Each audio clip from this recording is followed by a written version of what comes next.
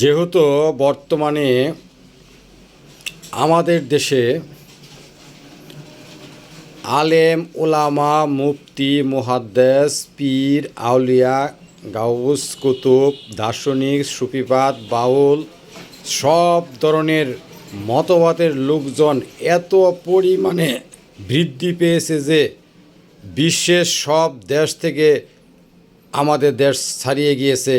আল্লাহ ও আল্লাহ রাসূলকে স্মরণ করার জন্য আমাদের বাংলাদেশের প্রতিটি ইঞ্চি মাটি পবিত্র পুত হয়ে গেছে। পীর আউলিয়া গাউস কুতুব মুহাদ্দিস সুফিবাদ সাধক পীর আউলিয়া এদের সুন্দর আমল আকিকার জন্য।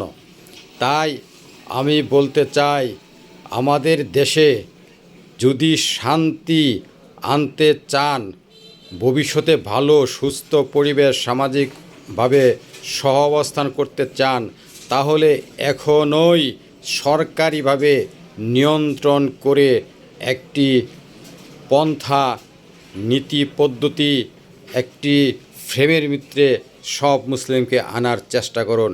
তা নাহলে দেখবেন বাংলাদেশের মাটিতেই যুদ্ধ হবে, যে যুদ্ধ ইসলামের প্রথম যুগে হজরত মুহাম্মদ সাল্লাল্লাহু আলাইহি ওয়াসাল্লাম জীবিত থাকা অবস্থায় হয়েছে, সাহাবীদের সময় হয়েছে। সেই যুদ্ধ কিন্তু আমাদের বাংলাদেশে অভ্যন্তরীণ মুসলমান ভাইদের মধ্যেও সংগঠিত হবে। তাই আমি বলতে চাই, যেহেতু আমাদের দেশে মুসলমান ভাইয়েরা আল্লাহ প্রেমিক রাসূল প্রেমিক মাত্রা অতিরিক্ত ক্ষুধা প্রেম রাসূল প্রেম, তাই এদেরকে আরও প্রেম বৃদ্ধি করার জন্য, যাতে আরও প্রেমময় হতে পারে, সবাইকে একটি ফ্রেমে নিয়ে আসেন প্রেমের গান গাওয়ার জন্য।